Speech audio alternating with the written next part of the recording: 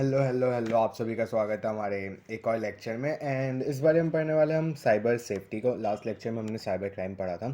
सो इस बार हम पढ़ेंगे साइबर सेफ्टी को। लेट्स सी कितना आता है, अगर हुआ तो सेफ ये मालवेयर वायरसेस वो सबको भी इसी लेक्चर में पढ़ेंगे। So starting with like cyber safety हम आते हैं come on chapter 15 Sumit Arora की टेक्स्ट बुक हम यूज़ करेंगे। तो साइबर सेफ्टी क्या है? तो साइबर सेफ्टी का सिंपल भाषा में मायना ये है लाइक सेफ और रिस्पॉन्सिबल यूज़ इंटरनेट का, ताकि सेफ्टी सिक्योरिटी हो सके। हमारा जो पर्सनल इन्फॉर्मेशन होता है उसका, या फिर हम किसी और की जो इन्फॉर्मेशन है जो हमारे पास है किसी की पर्सनल इन्फॉर्मेशन, उसको कोई थ्रेट हम पोजेस ना करें। उसके अंदर इन्वॉल्व होता है नॉलेज को गेन करना। जो पॉसिबल थ्रेट्स होते हैं लाइक हमारी पर्सनल सेफ्टी एग्जिस्ट करे तो उसको कुछ ना कुछ थ्रेट्स एग्जिस्ट करेंगे, तो उन थ्रेट्स के बारे में नॉलेज गेन करना इसमें आ जाता है। उसके साथ सिक्योरिटी रिस्क आ जाता है। एंड ऐसे ऑलवेज सुमित अरोड़ा में ये जो पिंक बॉक्सेस के अंदर सामान दिया हुआ है वो इंपॉर्टेंट होता है, तो उनको पहले हो सके तो याद कर लो, वो भी अच्छा है। तो उसी में लिखा है cyber safety refers to the safe and responsible use of internet to ensure safety and security of personal information and not posing threat to anyone else information। वही था, खुद की इन्फॉर्मेशन और दूसरे की पर्सनल इन्फॉर्मेशन को का रिस्पॉन्सिबल यूज़ और उनकी सेफ्टी को रेफर करने वाली चीज़ हमारी साइबर सेफ्टी हो जाती है। अब वेब को सेफली ब्राउज करने के लिए ऑब्वियसली हमको ये चीज़ें जानने की ज़रूरत है।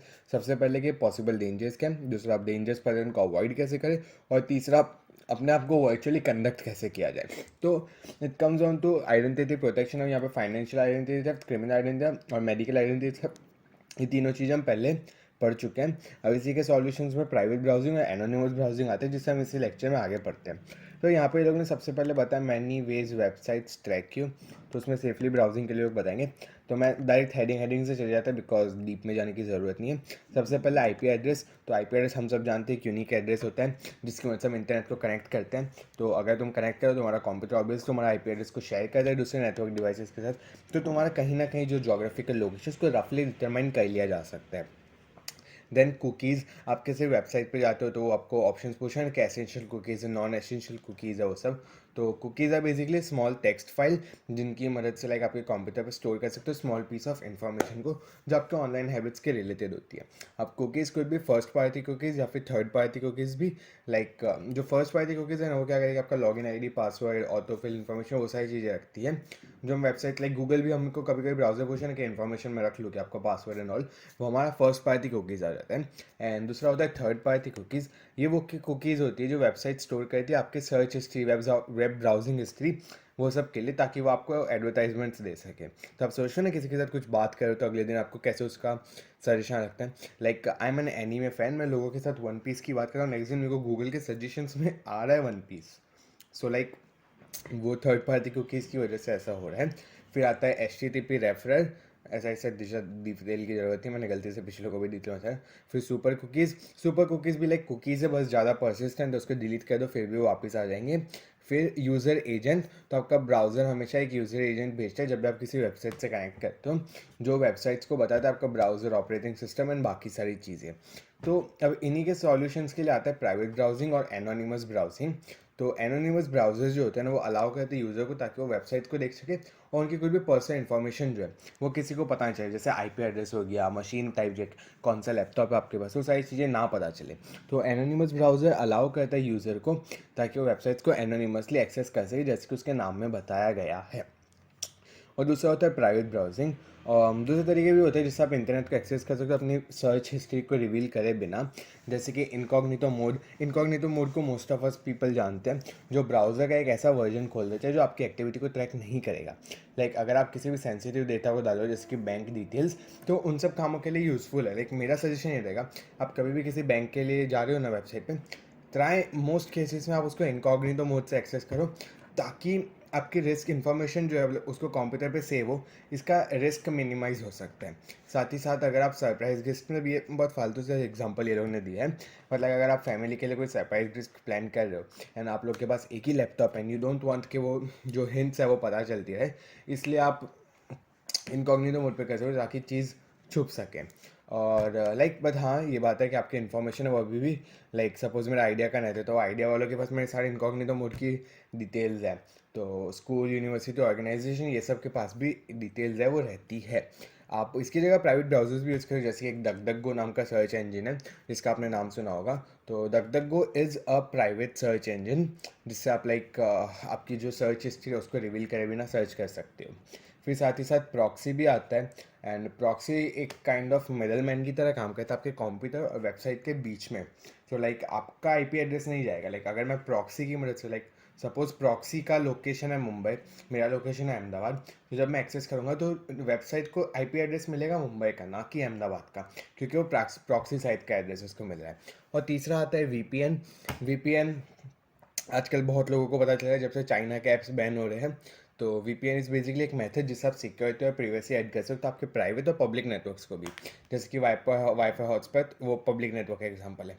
अब वीपीएन का ज़्यादातर यूज़ होता है कॉर्पोरेशंस के द्वारा to protect the sensitive data. Like मैंने अलग अलग कंपनीज देखी जिनका खुद का वीपीएन होता है। फॉर एग्जांपल एक सीसीजाम नाम की कंपनी, उनका खुद का एक वीपीएन है जो उनके एम्प्लॉयज़ यूज़ करते हैं। तो लाइक हर कंपनीज भी अपना वीपीएन बना सकती हैं। एंड वीपीएन का ओरिजिनली मतलब था बिजनेस एम्प्लॉयज़ के लिए, ताकि वो एक्सेस गेन कर सके ऑफ साइट भी अपने शायद ड्राइव्स या नेटवर्क पे। तो प्राइवेट ब्राउजिंग की भी ये लोग ने वापस पिंक वाले पार्ट में डेफिनेशन दी है, पढ़ लेना। Then we come on to confidentiality of information. So confidential of information ये इंश्योर करता है ताकि सिर्फ जो ऑथराइज्ड यूज़र, लाइक मेरे लैपटॉप जो उसका डिटेल्स मैं सिर्फ चाहूँगा कि मुझे पता हो, या फिर मैं किसी को एक्सेस देना चाहूँ तो सिर्फ उन्हीं के पास एक्सेस हो मेरे सेंसिटिव और प्रोटेक्टेड डेटा को। लाइक मेरी बैंक डिटेल्स की जो डिटेल है वो मैं नहीं चाहूँगा कि मेरे मम्मी पापा के अलावा किसी के पास हो, या फिर मैं अपनी मर्जी से देना चाहूँगी, तो वो ऑथराइज्ड यूजर्स है। तो वो कॉन्फिडेंशियलिटी ऑफ इन्फॉर्मेशन वही इंश्योर करता है कि इनके अलावा किसी और को नहीं मिलता। तो यहाँ पे लोगों ने कुछ प्रैक्टिसेस दिए जिससे हम कॉन्फिडेंशियलिटी को मेंटेन कर सकें। सबसे पहले हमेशा फायरवॉल का इस्तेमाल कर सको जहाँ भी पॉसिबल हो। तो फायरवॉल इज़ बेसिकली लाइक एक प्रोग्राम जो मॉनिटर करता है सारे कम्युनिकेशंस को और ट्रैप्स को, जैसे कि हर इलिसिट पैकेट से।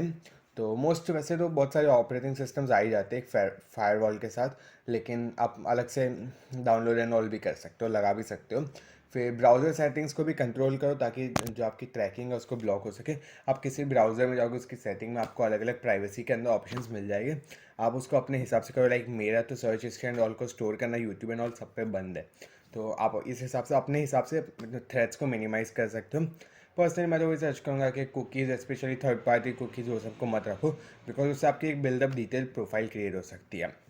साथ ही साथ जितना हो सके प्राइवेटली ब्राउज करो। मैं पर्सनली सजेस्ट करता हूँ इनकॉग्निटो मोड का यूटिलाइज करते रहो। It is actually a lot more better, because आपका एक होलोग्राम सामने बन नहीं पा रहा है। होलोग्राम से मेरा मतलब आप जितना सर्च करते हो उनको आपके बारे में इतना पता चलता जा रहा है, उस हिसाब से वो आपकी एक इमेज बनाते हैं। तो इनकॉग्निटो मोड की मदद से वो आपकी इतनी क्लियरली इमेज बना नहीं पाएंगे। फिर आप इंटरनेट पे कुछ भी डाल रहे हो तो उसके बारे में केयरफुल रहो। लाइक आपने बहुत यूट्यूबर्स का सुना होगा, वो ऐसा स्ट्रीम कर रहे हैं तो उसमें गलती से वो लोग ने अपना इनकम बता दिया। तो लाइक इनकम तो ठीक है, फिर भी कम सेंसिटिव है। इसके अलावा बहुत सारी चीज़ें होती है ज़्यादा सेंसिटिव होती है, तो कभी भी सोशल मीडिया पे हो तो केयरफुल रहो कि आपको इंटरनेट पे क्या पोस्ट करना है। फिर किसी भी इस क्रूशियल इन्फॉर्मेशन को डाल रहे हो तो सेफ साइट है या नहीं वो देख लो, बिकॉज आजकल फेक वेबसाइट बनाना इज़ टू ईजी, एंड उसके लिए फेक लिंक भी आराम से जनरेट हो सकती है। तो वो इंश्योर करो कि सेफ़ चीज़ है। तो यहाँ पे बेसिकली उन्होंने बताया कि यूआरएल यूजुअली खुद टाइप किया करो, और ये बात नोटिस रखना कि HTTP है या नहीं, और HTTPS है या नहीं। अगर HTTP हो सिर्फ S नहीं लिखा हो तो मत जाओ, बिकॉज S मीन्स सिक्योर। और एक पैडेड लॉक वाला भी आता है, पैडेड लॉक का एक सिर्फ हमने फोटो दिया हुआ है नीचे। हाँ ये देखो, ये स्कूल के आगे आई लिखा है, which is like connection is not secure, जबकि हमारे पास क्लोज पैड लॉक है, मतलब एक सिक्योर कनेक्शन है वो। तो इस चीज़ का भी ध्यान रखो। फिर ईमेल्स को ध्यान से हैंडल करो। लाइक ईमेल जब किसी का आ रहा है, यू नो कि सेंडर क्या, ऑथेंटिक सेंडर, किसी भी अनरिकॉग्नाइज सोर्स से मत ले लो। और अगर हो भी तो वो लोग ने कुछ चार्ट में डाउनलोड करने की चीज़ हो या फिर कुछ लिंक हो उस पर मत जाओ। फिर वायरलेस नेटवर्क्स यानी कि वाईफाई एंड ऑल पे सेंसिटिव इन्फॉर्मेशन मत दो, बिकॉज आपका वाईफाई के थ्रू आप किसी का भी हॉटस्पॉट ले रहे हो ना, तो जिसका ले रहे हो हॉटस्पॉट उसको मोस्ट ऑफ द चीज़ आपकी दिख सकती है, आप क्या कर रहे हो अपने फ़ोन पे। फिर पब्लिक कंप्यूटर्स को यूजुअली अवॉइड करो। साथ में ये अपना लाइक अगर ज़रूरी है पब्लिक कंप्यूटर पे काम करना तो मेक श्योर इन सारी चीज़ों का ध्यान रखो, बिकॉज आपका इंफॉर्मेशन इज़ वेरी इंपॉर्टेंट, आपको प्राइवेट रखना पड़ेगा। तो ये हमने सेफली ब्राउजिंग द्वारा पढ़ा, identity protection, confidentiality. Now we come on to cyber trolls and bullying. ये सो साइबर ट्रॉल बेसिकली क्या होता है? Cyber troll is a person जो पर्पजली कुछ ना कुछ अपोज कर रहा है, सार्केस्टिक डीमीन कर रहा है। लाइक जोक में कर रहे हो ठीक है, लाइक मैं मेरे दोस्तों के साथ बहुत डार्क कॉमेडी करता हूँ, तो what I do with them is in the purpose of like jokes. जैसे मैं रैंडमली किसी भी एक्टर को जाऊँ, उनको पर्पसली उनके ऑपोजिट डालूँ, कुछ सार्केस्टिक उनकी बेइज्जती करूँ, कुछ इंसल्टिंग कमेंट्स उनको दूँ, तो उनका मेरा इरादा होता है उनको टारगेट करने का। पर मेरा है नहीं, बट जो बंदा कर रहा है उसका इरादा होता है उस पर्सन को ऑनलाइन टारगेट करने का। तो it is basically cyber trolling. तो ये प्रोवोकेटिंग मैसेज इस वे में पोस्ट करे जाते हैं जिनको ट्रॉल बोला जाता है। तो ट्रॉल का मतलब वो भी पर्सन होता है कि उसको कर रहा है या फिर उसको डायरेक्टरी कमेंट्स भी बोला जा रहा है। तो ट्रॉलिंग एक साइबर क्राइम है और उसी को साइबर बुलिंग भी बोला जाता है। इनफैक्ट वो एक साइबर बुलिंग का पार्ट है। अभी मैं साइबर बुलिंग समझाऊंगा, तुम सोचोगे कि साइबर ट्रॉलिंग और साइबर बुलिंग सेम है, बिकॉज है सेम। डेफिनेशन के तौर पे ये लोग बोलते हैं डेरोगेटरी मैसेजेस और comments posted online targeting people are called cyber trolls. फिर हमारा साइबर बुलिंग का concept. Cyber bullying is basically harass करना, किसी को डिमीन करना, किसी को एम्बेरस करना, डिफेम करना, इंटिमिडेट करना सबको, किसी को लाइक मॉडर्न टेक्नोलॉजीज की मदद से इन अपना ऑनलाइन, उसको साइबर बुलिंग बोलते हैं। ये क्या होता है जब कोई इंटरनेट यूज़ करता है, ऑब्वियसली मतलब कोई भी चीज़ पे ऑनलाइन एग्जिस्ट करे तो डिजिटल मीडियम पे जब उनकी बेइज्जती कुछ डीमीन उनको किया जाए। ये बेसिकली क्राइम है जो टीन्स हम, अब जानते हो मेरी भी age 19, I am a teenager, I know हम कितना ज़्यादा किसी को ऑनलाइन बुली करते हैं, स्पेशली एक्टर्स को एंड एक्ट्रेसेस को हम कितना ज़्यादा बुली करते हैं। कोई भी सक्सेस होने वाला हम लोग उसको गिराने पे लग जाते हैं। सो वो एक बहुत कॉमन क्राइम है जो टीन्स के द्वारा किया जाता है, बिकॉज उनको इलेक्ट्रॉनिक कम्युनिकेशन का एक्सेस ऑब्वियसली ज़्यादा हो रहा है, जो पॉसिबल कहते हैं किसी का मजाक उड़ाना या फिर किसी को क्रिटिसाइज़ करना। और ये प्रॉब्लम्स वाइल्ड फायर की तरह क्रिएट होती है। इनफैक्ट अभी अभी एक नई सीरीज़ है क्रिमिनल जस्टिस सीजन 3, जिसमें एक्चुअली में ये पॉइंट के ऊपर ये लोग ने सीरीज़ बनाई है। मैं आपको स्पॉइलर तो नहीं देना चाहूँगा, but I want say cyber bullying is a concept in the series. उसने बताया कि किस तरह से आप किसी को जब जाके गाली दे रहे हो ऑनलाइन, जब किसी के सामने वाले को जानते भी नहीं हो, तो क्रिएटर तो भले बोलता है कि मैं इग्नोर कर देता हूँ, बट एक्चुअली में वो अफेक्ट करता है। मैं एक एग्जांपल देना चाहूँगा, आई डोंट नो आप इन चैनल्स को जानते हो, मैंने स्ले पॉइंट यूट्यूब चैनल है, उसमें अभ्युदय है, उसको कितनी गालियाँ हो जाती है, उसको कितने कमेंट्स आते हैं as to how it looks. ना हमें लगता है कि हमारा एक कमेंट क्या करेगा, पर वो बंदे को 1000 कमेंट्स आ रहे हैं, and it actually affects the human. मुझे भी अगर कोई भी कमेंट आ रहा है ना बुरा, तो मुझे एक्चुअली में फील होता है कि क्या मैंने वो गलत किया। And the reality is as human हमको नेगेटिव चीज़ ज़्यादा दिखती है। मुझे एक गलत कमेंट तो ना वो ज़्यादा प्रोमिनेंटली दिखेगी 10 अच्छे के कंपैरिजन में। तो जब भी आप किसी ऑनलाइन हो, किसी इंटरनेट पे, मेक श्योर कि आप जो शब्द इस्तेमाल कर रहे हो ना वो कैसे है। और ऐसा नहीं कि सिर्फ गाली देने से सेंटेंस ख़राब हो जाता है। इनफैक्ट आज के ज़माने 2022 में गाली देके भी बहुत सारी अच्छी चीज़ें बताई जा रही है। बट द थिंग इज़ आप किस इरादे से बोल रहे हो, आप किस वे में किसी चीज़ को पोर्ट्रे कर रहे हो ना, वो बहुत इंपॉर्टेंट है। तो मेक श्योर किसी को साइबर बुली ना करो। साथ ही साथ में साइबर बुलिंग क्राइम है और आपको क्रिमिनल चार्जेस भी मिल सकते हैं, जिसमें टेररिज्म भी बोला जा सकता है उसको। और क्रिमिनल चार्जेस के साथ साथ उनको सिविल लॉसूट के लिए भी रिस्पॉन्सिबल है कर, जहाँ पे उनको पैसे भी देना पड़े। लाइक बहुत सारे केसेस में होता है ना। इनफैक्ट चेस की फील्ड है, तो I don't know how many people are interested in chess. तो there is this chess player called Niemann and Magnus Carlsen. Carlsen is like one of the greatest chess players. तो Niemann is a prodigy. तो the Carlsen actually Niemann को बोला, उसने cheating के लिए accuse किया, and now Niemann has filed a lawsuit against him, accusing of demeaning him, इसका career ख़राब करने के लिए, and he is asking $100 million. So like you also may be ordered to pay. कितना देगा वो अलग कोर्ट का डिसीजन है. But the thing is, for cyberbullying you might also be held for a civil lawsuit, held responsible for damage इस चीज़ में करने के लिए, और आपको शायद उसके लिए पे करने के लिए भी बोला जा सके। तो साइबर सेफ्टी का टॉपिक यहाँ ख़त्म हो जाता है। हम अगले लेक्चर में पढ़ेंगे हम वेबसाइट्स को सेफली कैसे एक्सेस करें, एंड फिर आई गेस हाँ 4 लेक्चर्स हैं, हमारा सिलेबस भी ख़त्म हो जाएगा। Also I am shooting this of 23 October, कल दिवाली है, so I would say happy Diwali. मिलते हैं आपको नेक्स्ट लेक्चर में, तब तक के लिए बाय।